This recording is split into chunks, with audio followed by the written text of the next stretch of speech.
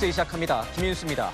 대통령실과 민주당이 영수회담을 앞두고 사전 조율에 나섭니다. 이르면 모레 양측 인사들이 만나 언제 어디에서 어떤 형태로 무슨 이야기를 나눌지 세부 사항 논의에 착수할 것으로 알려졌습니다. 윤석열 대통령과 이재명 대표가 이 대화의 물꼬를 튼 가운데 여야 협치의 첫 단추를 잘 꿰 수 있을지 주목됩니다. 오늘의 첫 소식 이상원 기자가 보도합니다. 윤석열 대통령과 이재명 더불어민주당 대표의 첫 영수회담과 관련해 양측이 사전 조율에 착수합니다. 대통령실과 민주당 관계자들에 따르면 오는 22일 실무자 간 만남을 갖고 회담 의제부터 형식, 일정까지 논의한다는 방침입니다. 어제 통화를 조율했던 이관섭 대통령 비서실장과 천준호 민주당 대표 비서실장이 소통 창구 역할을 하는 것으로 전해집니다. 의제는 물론 오찬, 만찬 등 식사를 함께 할지, 티타임만 하게 될지, 배석자 범위와 비공개 독대 회동 여부 등을 논의할 것으로 보입니다. 현재까지 다음 주 용산에서 만날 가능성이 크다는 것 말고는 정해진 것이 없는 상황. 대통령은 통화에서 이 대표에게 다음 주에 형편이 된다면 용산에서 만나자고 제안했습니다. 날짜나 형식 모두 결정된 바 없다고 입을 모았습니다. 형태, 형식, 의제, 시기 등등 다 조율 전에 있습니다. 일부 언론에서 영수회담 날짜 추측 보도가 나오자 대통령실은 입장문을 내고 즉각 부인하기도 했습니다. 민주당 측은 만남 날짜보다 의제 조율이 먼저라고 보고 있습니다. 당 핵심 관계자는 의제 사전 조율이 성공적으로 이루어져야 만남도 끝까지 성사될 수 있다고 주장했습니다. 채널A 뉴스 이상원입니다. 윤석열 대통령과 이재명 대표가 어떤 의제를 놓고 이야기를 나눌지 특히 관심이 쏠립니다. 총리 인준부터 민생지원금, 의대 증원 문제까지 여러 현안 중 어떤 의제를 테이블에 올릴지 이 치열한 기싸움이 예상됩니다. 김유빈 기자입니다. 대통령실은 의제와 관련해 결정된 것이 없다며 민주당과 조율하겠다는 입장입니다. 야권의 협조가 필요한 차기 총리 인선 문제도 테이블에 오를 수 있다는 관측이 나옵니다. 야당 대표를 초청해 처음 만나는 만큼 의전 등 예우도 신경 쓸 것으로 전해집니다. 대통령은 일단 만나서 소통을 시작하고 앞으로는 자주 만나 차도 마시고 식사도 하고 또 통화도 하면서 국정을 논의하자고 말했습니다. 민주당은 형식적 만남이 아닌 실질적 성과를 내야 한다는데 방점을 찍고 있습니다. 당 핵심 관계자는 날짜를 빨리 하는 것보다 내용 있는 회담을 준비하는 게 중요하다고 전했습니다. 이 대표가 강조한 전 국민 25만 원 지급과 추경안은 의제로 오를 가능성이 큽니다. 전 국민 25만 원 재난지원금 문제. 윤석열 대통령이 전화를 하셔서 잠깐 통화를 했어요. 한번 보자고, 만나자고. 그때 얘기들 좀 나누면 될 것 같고. 의대 증원 문제를 포함해 전세 사기 특별법, 양국관리법 등도 의제로 검토 중입니다. 최상병, 김건희 여사 특검법은 의제가 될 가능성이 낮다는 주장도 제기됩니다. 정청래 민주당 최고위원도 특검법과 같은 쟁점 주제보다 민생지원금 같은 합의 가능한 내용이 의제가 될 것이라고 관측했습니다. 당내에선 특검법은 여야가 국회에서 처리하면 되는데 굳이 의제로 가져갈 필요가 있느냐는 주장도 나옵니다. 채널A 뉴스 김유빈입니다.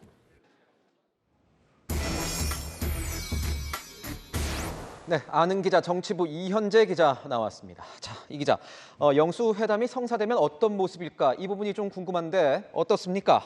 네, 그동안 윤석열 대통령과 이재명 대표 서로 스쳐 지나가기만 했지 마주 앉은 적은 없었습니다. 대선 이후 두 사람이 처음 만난 2022년 10월 국군의 날 행사장이나 지난해 3.1절 기념식 모두 짧게 악수만 주고받았습니다. 지난해 10월 예산안 시정연설 때도 별반 다르지 않은 모습이었습니다. 자, 영수회담이 성사된다면 윤 대통령 취임 2년이 다 돼서야 두 사람이 마주 앉아 대화하는 모습을 볼 수 있게 될 전망입니다. 문제는 결국 어떤 의제를 논의할 거냐 이거 아니겠습니까? 네, 이런 만남인 경우에 보통 실무라인에서 다 논의를 하고 나서 만남을 갖는 경우가 보통입니다. 양측은 돌아오는 월요일인 모레부터 접촉한다고 합니다. 주말 동안에는 각자 어떤 의제를 내놓을지 상대방의 제안에 어떻게 대응할지 등 내부 작전 회의를 하고 있습니다. 어제 대통령과 이 대표의 통화도 갑작스럽게 이뤄진 만큼 대통령실도 안건에 대한 준비가 돼 있지는 않다고 하더라고요. 이재명 대표 측은 그동안 영수회담을 계속 제안해왔던 만큼 의제에 대해 고민은 해왔지만 내부 의견을 취합하겠다고 합니다. 협상 과정은 좀 봐야겠지만 일각에서는 전 국민 25만 원 지원금이 핵심 안건이 될 것이다 이런 관측도 나오는데 어떻습니까? 네, 어제 이재명 대표가 공개적으로 25만 원 지원금을 의제로 콕 집었죠. 이를 위한 추경 요구는 있을 걸로 보이고요. 대통령 거부권이 행사됐다가 야당이 수정안을 단독 추진 중인 양국관리법이나 전세 사기 특별법도 거론됩니다. 대통령실은 아직 의제에 대해 말을 아끼고 있는데요. 야당과 조율을 해야 하다 보니까 미리 선을 긋거나 제안하지는 않으려는 의도로 보입니다. 양측이 워낙 원하는 바가 좀 다르다 보니까 어느 정도 대립도 있을 것 같은데 협상 원활할 것 같습니까? 앞서 말씀드린 25만 원 지원금의 경우 지금까지 여권 내에서는 반대 목소리가 뚜렷했습니다. 윤 대통령 최근 총선 뒤 가진 첫 국무회의에서 이렇게 말했습니다. 무분별한 현금 지원과 포퓰리즘은 나라의 미래를 망치는 것입니다. 이것은 우리 미래에 비추어 보면 마약과 같은 것입니다. 이창용 한국은행 총재도 미국 출장 중에 기자들과 만나서 정부 재정으로 문제를 다 해결하자는 건 아픈 곳에 붕대만 바꾸는 거지 근본적인 해결은 아니라고 했습니다. 각종 특검법들의 경우엔 이 대표 측에선 꺼낼 생각이 없다고 말하고 있습니다. 국회에서 처리하면 되는데 이걸 우리가 먼저 얘기할 필요가 없다는 거죠. 의제 조율이 시작되면 기싸움도 불가피해 보입니다. 앞서 리포트에서도 나왔지만 민주당이 가장 중요하게 보는 게 결국은 이 성과를 내야 하는 거다 이렇게 말하고 있지 않습니까? 이거 가능하겠습니까? 사실 지금까지 이루어졌던 역대 영수회담들을 보면 언제나 성과가 있었던 건 아닙니다. 김대중 정부 시절 김 전 대통령과 이회창 당시 한나라당 총재 때는 의약 분업을 위한 약사법 개정 합의 등 성과를 냈습니다. 하지만 가장 최근인 2018년 문재인 전 대통령과 홍준표 당시 자유한국당 대표 때는 남북 정상회담 의제와 추경 등에 대한 입장 차이만 확인했었습니다. 아무래도 이 영수회담이 전격 성사되다 보니까 양 진영에서 각자 다양한 목소리가 좀 나오는 것 같습니다. 네, 강성 지지층들 사이에서 그런 목소리가 나오는데 이거 누구 조율하고 만나냐 이런 불만들이 터져 나오고 있습니다. 영수회담 뒤 누가 더 정치적인 이익을 가져갈 것이냐 서로 수싸움을 하는 건데요. 강경파인 김용민 민주당 의원은 총선 민심은 협치가 아닌 책임 정치라는 글을 SNS에 올렸고요. 민주당 내에서는 대통령이 변했다는 평가만 나오고 만남 성과가 없으면 최악이라는 우려가 나오기도 합니다. 오늘 촛불행동에 윤 대통령 퇴진을 외치는 집회에 김준혁 경기 수원정 당선인 등 일부 민주당 당선인들이 참석했는데요. 영수회담 추진과 별도로 당내 윤 대통령을 향한 공세는 계속 이어지는 겁니다. 국민의힘 강경 보수층에서도 선거 지고 지지율 떨어지니까 꼬리 말고 항복하냐는 불만이 나옵니다. 한 국민의힘 의원은 지금은 이재명의 시간이라면서 괜한 정치 공세에 악용만 되고 끝날 것 같아 걱정이라고 말했습니다. 네, 지금까지 아는 기자였습니다. 22대 국회 첫 국회의장 자리를 두고 민주당 내부 경쟁이 치열합니다. 후보군들이 워낙 많다 보니까 이 대표성 있는 인물을 뽑기 위해서 결선 투표제를 도입해야 한다는 목소리까지 나오고 있습니다. 정현주 기자의 단독 보도입니다. 22대 국회 전반기 국회의장 후보 경쟁이 치열해지자 민주당 내에서는 의장 후보 경선 규칙 변경 논의가 이뤄진 것으로 알려졌습니다. 현행 민주당 당규에는 국회의장과 부의장 후보자는 최고 득표자를 당선자로 한다고 돼 있는데 이를 원내대표 선거처럼 과반 득표자로 바꾸자는 겁니다. 원내대표 선거는 과반 득표자가 없으면 결선 투표를 진행합니다. 최근 지도부 비공개 회의에서 이 같은 논의가 이뤄져 공감대를 이뤘고 룰을 바꿀 거라면 후보 등록 전 신속하게 하자는 주장도 나왔습니다. 정청래 최고위원도 한 언론 인터뷰에서 30명 정도 끌어모으면 1등하는 상황을 들며 원내대표에 준하는 선출 방법을 논의하고 있다고 했습니다. 현재 국회의장 후보군으로 당내 최다선 6선이 될 조정식 의원, 추미애 전 장관의 5선 김태년, 우원식, 정성호 의원 등이 물망에 오르고 있습니다. 네, 오늘 사무총장직을 사임합니다. 앞으로도 언제 어디서든 당을 위해 헌신하겠다는 말씀을 정 의원이 유연하고 또 대화 타협을 잘하니까 한번 나가보는 게 어떻겠냐 이런 권유를 좀 받고 있습니다. 혁신의장의 역할을 많이 기대해 주시기 때문에 그런 역할이 주어진다면 거부하지 않겠다 이런. 다만 일부 당사자들은 룰 변경에 부정적인 입장을 보이며 결국 한두 명으로 후보군이 좁혀질 것이라고 전망했습니다. 채널A 뉴스 정윤주입니다.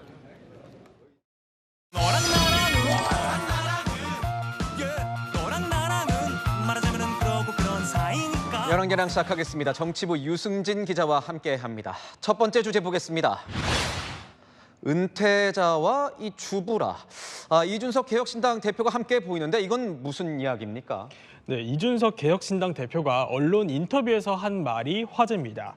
한 여론조사에서 윤석열 대통령의 지지율이 23%로 역대 최저치로 나온 데 대해 윤 대통령 23%는 들여다보면 질적으로 굉장히 안 좋다고 한 건데요.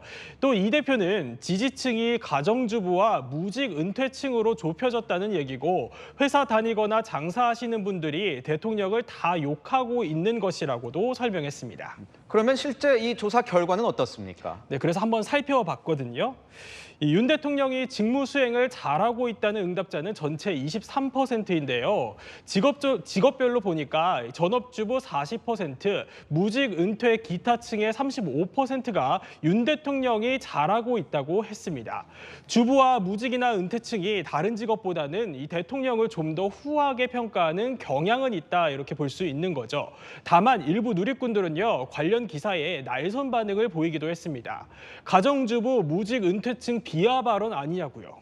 정확한 의미는 그럼 뭡니까? 네, 그래서 제가 이 대표에게 직접 한번 물어봤습니다. 대통령 지지층에서 화이트 칼라, 블루 칼라 지지층이 달아난 것이 질적으로 저하됐다는 의미지 다른 해석의 여지는 없다고 일축했습니다. 또 이 보수 지지층의 확정성 문제는 꾸준하게 지적해왔던 거라고도 하더라고요. 그렇군요. 다음 주제 보겠습니다.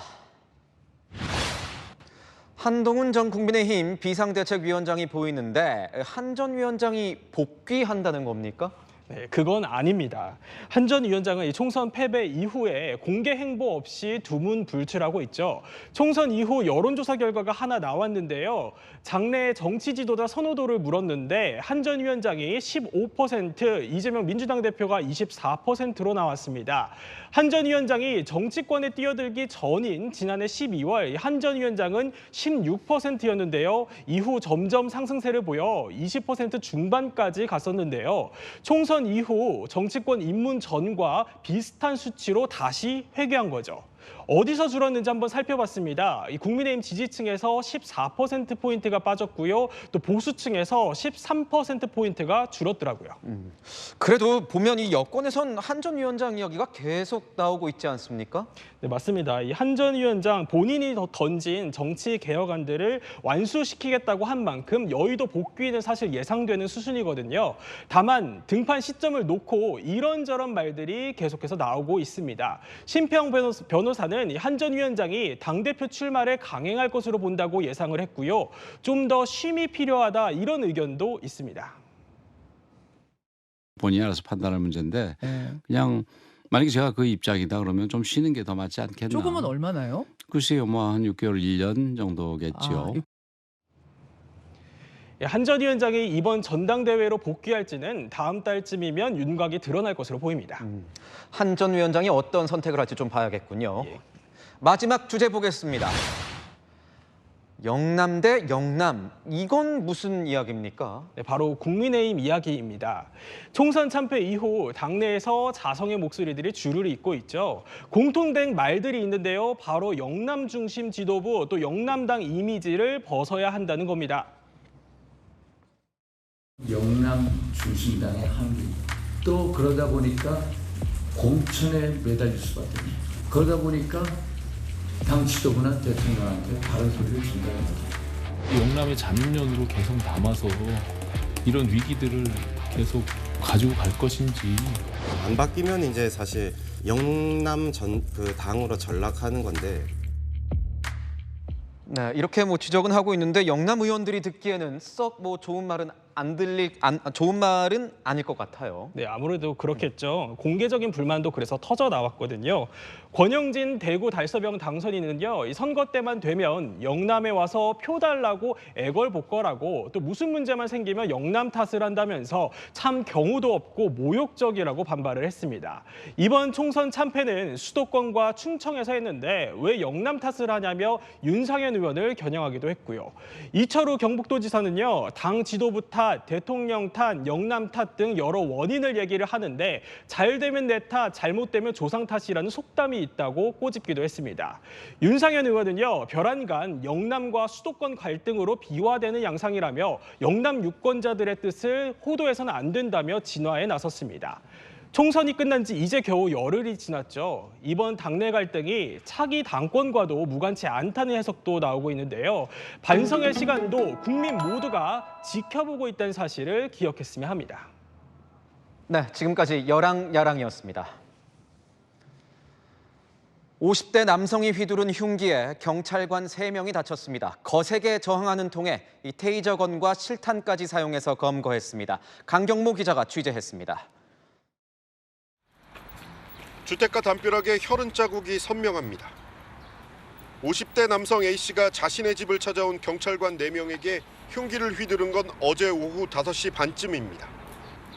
앞서 30분 전쯤 A씨는 인근에서 시비가 붙은 행인을 때린 뒤 집으로 도주했습니다. 알던 여성과 실랑이를 벌이던 자신을 말렸다는 이유였습니다. 신고를 받은 인근지구대 소속 경찰관 4명이 A씨 집을 찾아 문을 열고 들어간 순간 다짜고짜 난동을 부린 겁니다. 가정용 법인데요. 손잡이 달리고 날 있고. 경찰은 공포탄 2발과 실탄 3발을 쏜 뒤 테이저건을 쏴 A씨를 제압했습니다. 하지만 경찰관 4명 중 3명이 다쳤고 병원에 옮겨져 치료를 받고 있습니다. 이 중 1명은 봉합수술을 받아야 할 정도로 크게 다친 것으로 알려집니다. 진짜 50대 한가지에서 얘기하면 그 상상 하잖아요. 그것도 자신이 없습니다. 평소 A씨는 동네 주민들에게도 공포의 대상이었습니다. 자꾸 우리 아들 우리 집으로 다들 우리 집 주로 가면서 오는데 A씨는 경찰서에 연행된 이후에도 난동을 부렸고 현재까지 범행 동기에 대해서 별다른 진술을 하지 않는 것으로 알려집니다. 경찰은 조사를 마치는 대로 A씨에 대해 구속영장을 신청할 계획입니다. 채널A 뉴스 강경모입니다. 이번엔 인천의 한 길거리에서 이 허공에 대고 흉기를 휘두르던 20대 남성이 체포됐습니다. 마치 누군가를 공격하는 연습이라도 하듯 위협적인 행동을 반복했습니다. 남영주 기자입니다. 검은 운동복 차림의 남성이 권투를 하듯 허공을 향해 주먹을 휘두릅니다. 그런데 손에는 날카로운 흉기가 들려 있습니다. 무언가를 찌르는 듯한 동작도 서슴지 않습니다. 어제 오전 11시 반쯤 인천 서구의 아파트 단지 앞 인도에서 한 남성이 흉기를 휘두르는 모습이 목격됐습니다. 이 모습을 누군가 촬영해 SNS에 게시했고 영상을 본 누군가 112 신고하면서 경찰이 출동했습니다. 경찰은 1시간가량 주변 수색을 벌인 끝에 인근 길거리에서 20대 남성을 발견해 체포했습니다. 체포 당시 남성은 흉기를 휘두르고 있지는 않았고 별다른 저항 없이 범행을 인정하고 연행됐습니다.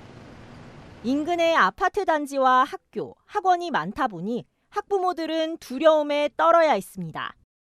근처 학교는 수상한 남자 어른이 위험한 물건을 지니고 있다며 하굣길을 지도해달라는 당부의 문자 메시지를 전송하기도 했습니다. 일부 온라인 커뮤니티에는 남성이 훈방됐다며 조심하라는 글도 올라왔지만 경찰은 남성에 대해 흉기 소지 혐의로 입건해 조사하고 응급 입원시켰다고 밝혔습니다. 채널A 뉴스 남영주입니다.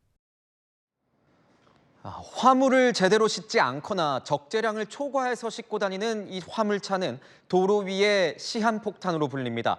단속을 이어가고 있긴 하지만 안전 불감증은 여전합니다. 홍진우 기자입니다. 경찰이 화물차 한 대를 멈춰 세웁니다.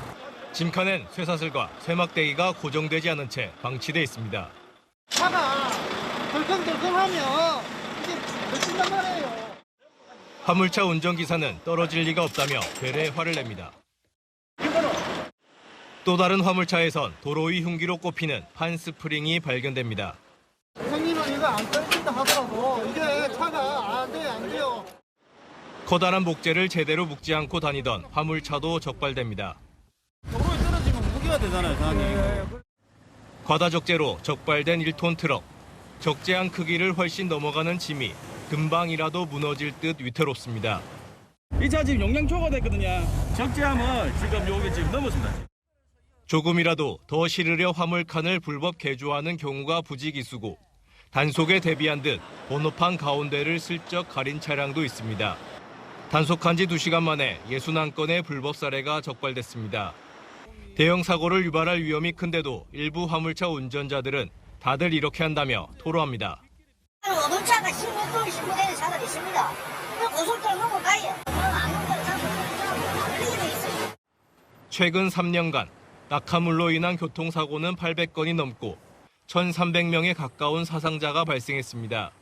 나의 안전 부주의가 타인의 안전까지 위협할 수 있으므로 안전운전과 차량 일상점검 당부드립니다. 경찰은 고속도로에서 화물차 불법행위 단속을 이어나갈 계획입니다. 채널A 뉴스 홍진우입니다. 한밤중 어린이 보호구역 횡단보도 앞에 멈춰선 차량. 알고 보니 만취한 운전자가 잠들어 있었습니다. 술을 마신 뒤에 무려 13km를 운전한 것으로 파악됐습니다. 최다함 기자입니다. 도로 위를 달리다 갑자기 횡단보도 앞에 멈춰선 흰색 차량. 녹색 신호에도 움직이지 않고 10분 정도를 그 자리에서 꿈쩍도 하지 않습니다. 지난달 30일 밤 11시쯤 서울 용두동에서 차량 한 대가 도로 한가운데 멈춰 있다는 신고가 경찰에 접수됐습니다. 노란색으로 표시된 이곳은 어린이 보호구역인데요. 음주 차량은 바로 앞에서 멈춰섰습니다. 경찰이 현장에 도착해보니 차 안엔 20대 남성 운전자가 잠들어 있었습니다. 순찰차로 차량 앞을 막고 창문을 두드려 깨우자 잠시 차량이 움직입니다. 경찰 대여섯 명이 차를 둘러싸고 창문을 두드리지만 운전자는 좀처럼 차 밖으로 나오질 않습니다. 주변 상황을 좀 파악하려고 확인하기 위해서 이제 약간 좀 두리번 거리기도 하고 여기가 어디지? 내가 여기 왜 있지? 뭐 이런.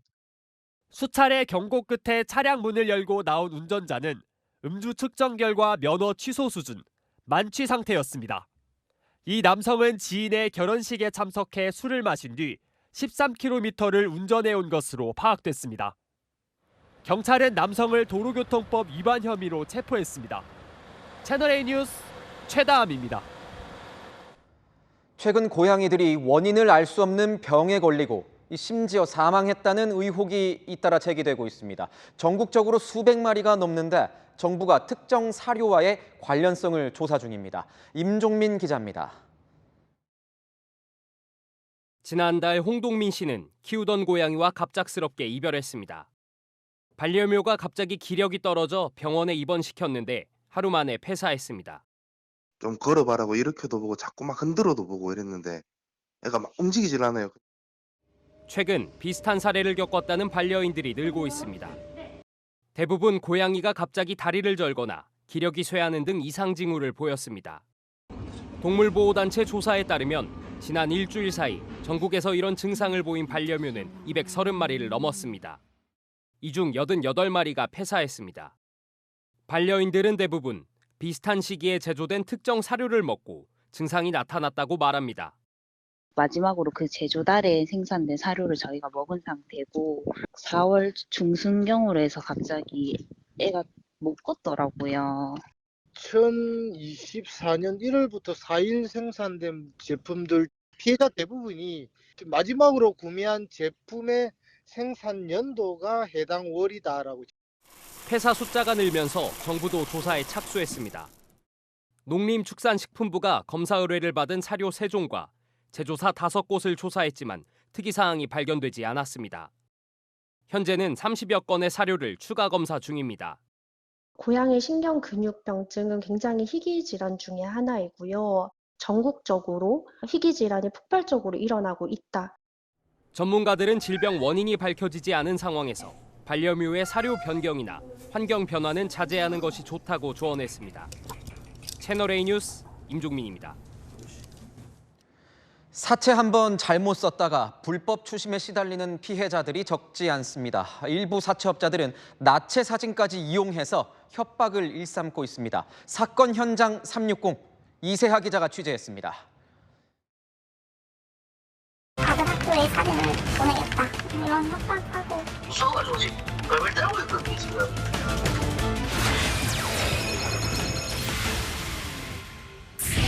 자영업을 하던 30대 A씨. 지난 2022년 10월 사채업자에게 100만 원을 빌렸습니다. 그때부터 A씨의 삶은 지옥으로 변했습니다. 사채업자들은 A씨 명의로 대포 통장을 만들겠다고 협박하며 충격적인 요구를 해왔습니다. 상처를 받으니까 사채도 보내라. 그건 못하겠다고 얘기했더니 그럼 이거 뿌려줄게 이러니까 어쩔 수 없이 그날 밤에 찍어서 보내고 100만 원을 빌리고 넉 달간 낸 이자만 1,000만 원. 연 이자가 무려 3,000%입니다. 급기야 사채업자들은 A씨의 나체 사진을 지인들에게 보내고 SNS에 올렸습니다. 20만 맛배기다 그러면서 단체 문자를 한 거를 보내요. 제 사진이랑 같이. 몇 개월 동안은 일단 나가지는 못했어요. 앞에 슈퍼만 가도 나 쳐다보면 혹시 내 사진 본 거 아닌가. SNS에 올라온 동영상들. 사람들이 종이를 들고 무언가 말을 합니다. 제가 지금 갚을 연락이 안 되니 혹시 저로 인해 연락이 온다면 대신 변제 좀 해주셨으면. 사채업자들이 SNS에 채무자 얼굴을 올리고 지인들에게 연락한 겁니다. 이거 대인 기피표가 생기고 무서워가지고 지금 벌벌 떨고 있거든요 지금. 불황에 금융권 문턱까지 높아지면서 서민들이 불법 사채로 내몰리는 상황. 합법 대부업체에선 담보 없이 돈을 빌리기도 어렵습니다. 신용등을 하는 거의 제가 담보 뭐 있어요? 주식 부동산. 시내 한복판 명동거리인데요. 곳곳에 이런 대부업 전단지가 널려 있습니다. 소액 급전을 빌려준다는 말에 사금융 덫에 걸려드는 겁니다. 불법 사채업자들은 가족관계부터 물어보고 지인 연락처를 담보로 받습니다. 그 연락처도 받으세요? 네, 받아요. 저도 네이버 주소록 다 딸 때도 있고 트렌드가 바뀐다잖아요. 우리도 트렌드를 따라가죠. 불법 사채업자끼리 채무자 개인정보도 무단 공유합니다. 많은 데는 600명 있고 서울 몇 년생 핸드폰 뒷번호 뭐뭐뭐뭐 이렇게 해가지고 조회 바랍니다 하면 댓글로 이렇게 달려요. 부모님이 원금 갚아줌. 개인의 삶을 망가뜨리는 불법 사채. 제가 사정이 좀 급하다 보니까 깊게 생각은 못했던 것 같아요. 왜 그런 미친 짓을 했었던 것이라는 생각이. 사전에 등록업체인지 확인하고 불법 추심이 시작되면 경찰에 신고해야 합니다. 사건 현장 360 이세아입니다. 계곡 살인 사건으로 무기징역을 받은 이은혜 씨와 남편 윤모 씨의 혼인은 무효라는 법원 판결이 나왔습니다. 부부가 아니라 일방적인 착취 관계였다고 판단한 겁니다. 강태현 기자의 보도입니다. 튜브 위에 걸터 앉은 남성, 이은혜의 남편 윤모 씨입니다. 조연수가 윤 씨가 탄 튜브를 마구 흔들자 이은혜는 물 밖에서 조롱합니다. 제가 뜨는 게 신기하지 않아? 쟤 어떻게 뜨냐? 윤 씨가 숨진 지 4년여가 지난 가운데 이은혜와의 혼인이 무효라는 법원 판결이 나왔습니다. 인천가정법원은 윤 씨 유족 측이 이은혜를 상대로 낸 혼인 무효 확인 소송에서 원고 승소 판결했습니다. 재판부는 혼인신고 당시부터 윤 씨가 숨질 때까지 이은혜에겐 참다운 부부관계를 바라는 의사가 없었다고 판단했습니다. 또 경제적으로 이은혜가 윤 씨를 일방적으로 착취하는 구조였던 점도 지적했습니다. 실제 이은혜는 윤 씨와 지난 2017년 3월 혼인신고를 했지만 상견례나 결혼식을 하지 않았고 함께 살지도 않았습니다. 이후에도 줄곧 다른 남자와 동거한 것으로 드러난 바 있습니다. 이게 좀 잘 됐다고 해서 기뻐해야 되는 상황인데 또 한편으로는 그렇지가 못하거든요. 약간 좀 침울한 그런 상황입니다. 이은혜는 생명보험금 8억 원을 챙길 목적으로 내연남인 조연수와 함께 윤 씨를 살해한 혐의로 기소돼 대법원에서 각각 무기징역과 징역 30년형이 확정됐습니다. 보험금을 달라며 보험사를 상대로 낸 소송에선 패소한 바 있습니다. 현재 윤 씨의 양자로 입양돼 있는 이은혜의 딸에 대한 입양 무효 확인 소송도 진행 중입니다. 채널A 뉴스 강태현입니다. 정부가 내년도 의대 정원을 일부 조정하겠다면서 한 발 물러섰지만 의사들은 여전히 강경한 입장을 보이고 있습니다. 의대 증원을 원점에서 재검토해야 한다는 이 기존 주장에 변함이 없다는 겁니다. 현재 의협 비대위 회의 현장에 취재기자 나가 있습니다. 자, 서주희 기자, 회의 결과 나왔습니까? 네, 조금 전 회의가 끝났습니다. 대한의사협회 비상대책위원회는 정부가 내놓은 의대정원 축소 선발안에 대한 대응 방안을 논의했습니다. 조금 전 브리핑을 통해 정부 조정안은 근본적 해결 방안이 될 수 없다며 받아들일 수 없다는 입장을 명확히 밝혔습니다. 정부가 의과대학 증원 규모를 당초 2,000명에서 각 대학이 50에서 100% 범위 안에서 조정할 수 있도록 한 발 물러섰는데요. 의사단체들은 여전히 원점 재검토를 대화 전제로 내세우고 있습니다. 정원의 50%에서 100%라고 이야기하셨는데 그게 어떤 생각에서 그렇게 발표가 됐는지 사실 잘 모르겠어요. 제가 볼 때는 합리적이지 않다. 다음 주부터 출범하는 대통령직 속 의료개혁 특별위원회에 대해서도 부정적인 입장입니다. 정부는 위원회에 의사단체는 물론 환자, 소비자 단체 등 민간위원 20명을 포함시키겠다는 입장인데요. 의협은 이들이 포함된 건 바람직하지 않다며 불참 입장을 고수하고 있습니다. 전국 의대교수 비대위도 회의를 열고 다음 주 목요일부터 대규모 사직 방침을 재확인했습니다. 의대 증원에 대한 원점 재검토를 다시금 강조했습니다. 정신적으로 이미 절망감이 이제 들고 이런 상황이 지속되면 그 한 번에 다 나가진 않아도 차차 이렇게 한두 명씩 나가기 시작하면서 이렇게 무너질 거로 보고 있습니다. 전공의들의 빈자리를 메꾸던 교수들마저 병원을 떠날 경우 의료 공백이 더 커질 것으로 우려됩니다. 지금까지 의협 회의장에서 전해드렸습니다. 맞불 공격을 주고받은 이란과 이스라엘이 일단 소강 상태에 들어갔습니다. 더 이상 확전되지 않도록 양측 모두 수위 조절을 하면서 퇴로를 찾고 있다는 분석입니다. 정다은 기자입니다. 이라크 중부의 한 군사기지가 불길에 휩싸여 있습니다. 현지 시각 오늘 새벽 폭격이 발생해 대원 3명이 다쳤다고 현지 당국이 전했습니다. This is an Iranian-backed group in Iraq. Now, we understand that there were 5 explosions at an ammunition depot.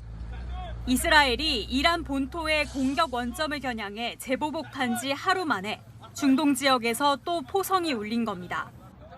이스라엘과 미국은 이번 공격에 관여하지 않았다며 즉각 부인했습니다. CNN은 이러한 이스라엘의 신속한 부인은 이례적이라며 현재 이 지역이 얼마나 긴장돼 있는지를 보여준다고 평가했습니다. 어제 이스라엘의 공격에 대해서도 이란은 이스라엘의 소행임을 인정하지 않은 채 재차 평가절하했습니다.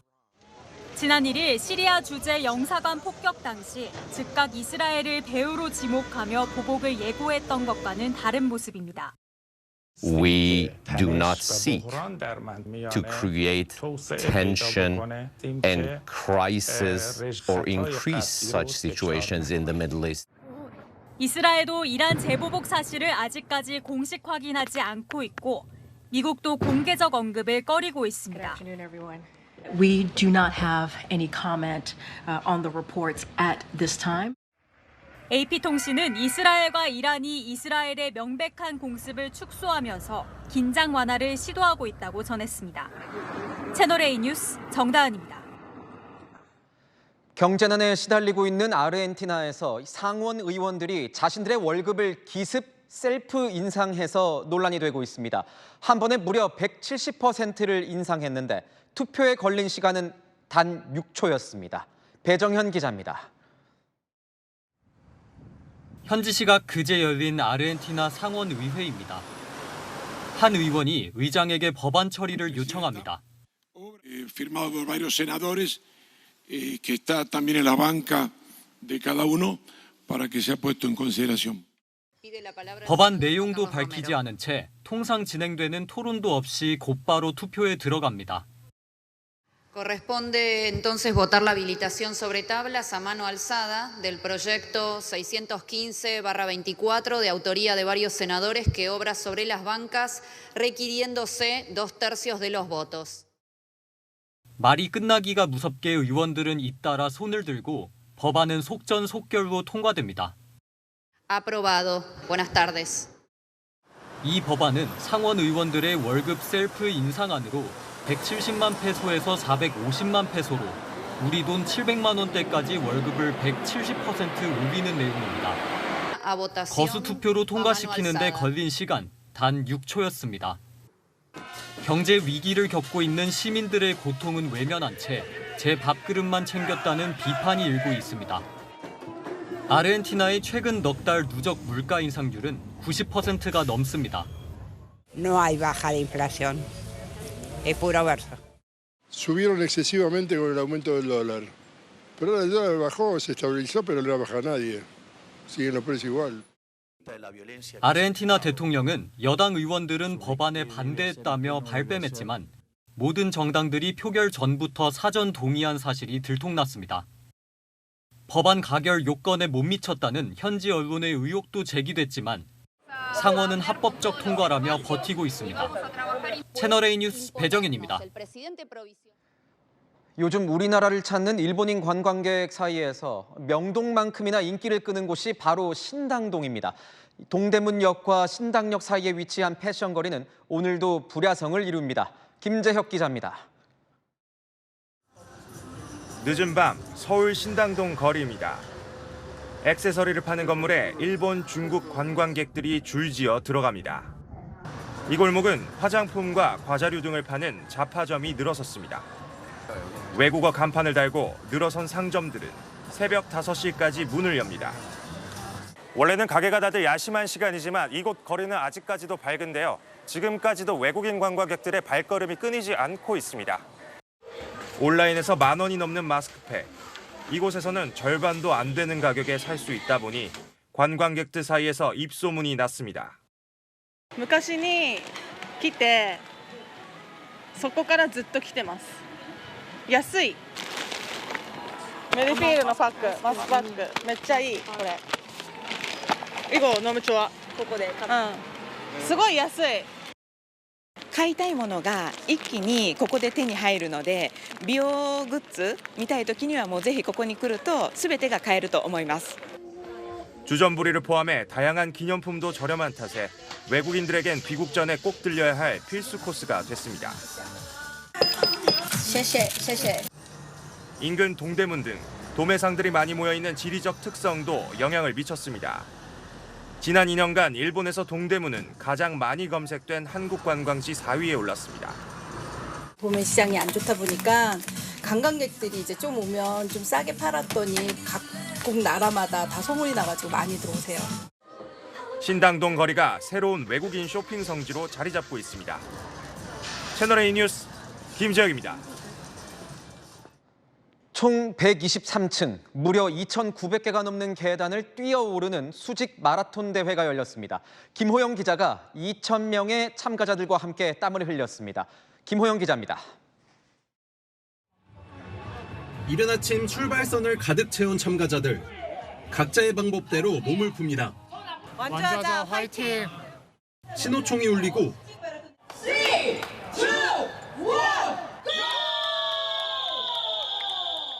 참가자들은 빌딩한 계단을 오르기 시작합니다. 거친 숨을 내쉬며 잠시 멈춰 쉬고 갑자기 다리에 쥐가 나기도 합니다. 중간중간 물을 마셔보지만 100층이 넘어가자 마음과 다르게 발걸음이 느려집니다.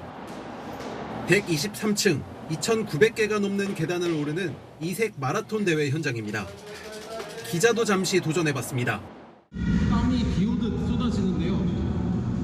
입이 말라서 말을 하기가 어렵고 숨 쉬는 것조차 벅찹니다.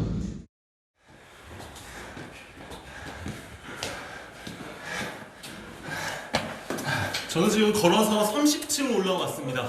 숨이 가쁘고 다리가 부들부들 떨려서 서 있는 것조차 힘이 든데요. 저를 앞질러 가는 다른 참가자들을 따라가는 것조차 쉽지 않습니다. 올해는 경찰, 소방관 등 다양한 직군들이 눈길을 끌었습니다. 어린아이부터 80대 어르신도 참가했습니다. 나이가 80살인데 아직 팔팔하니까 참가했어요. 해보고 싶어서. 끝까지 가죠. 123층. 예, 이따 만나요. 2년째 참가 중인 이 어르신은 실제로 51분 3초에 123층까지 완주했습니다. 어린이 마라톤도 신설됐습니다. 힘들어도 씩씩하게 오르는 어린이들.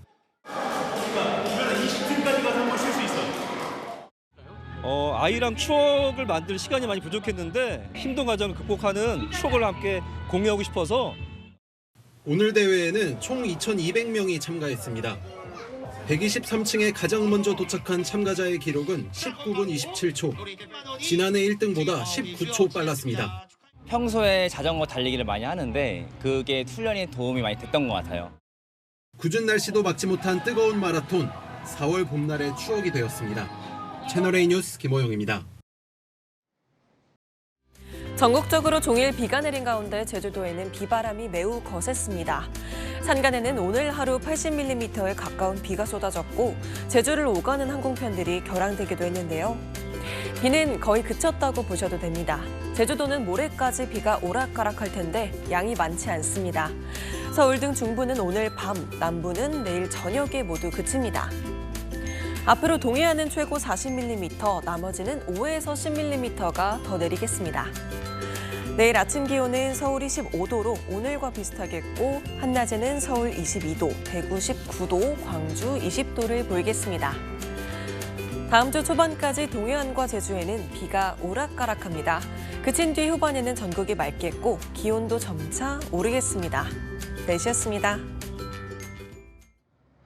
영수회담, 양측이 만나기로 합의는 했고 이제 구체적인 의제와 형식 조율만 남았습니다. 세부 협상하다 보면 여러 의견 차이가 있을 겁니다. 하지만 왜 만나는지 그 이유만큼은 잊지 않길 바랍니다. 어느 한쪽의 유불리가 아니라 얽힌 현안을 풀고 국민을 위해 만나는 겁니다. 마침표 찍겠습니다. 정치 셈법은 잊고 국민만 생각. 뉴스의 마칩니다. 고맙습니다.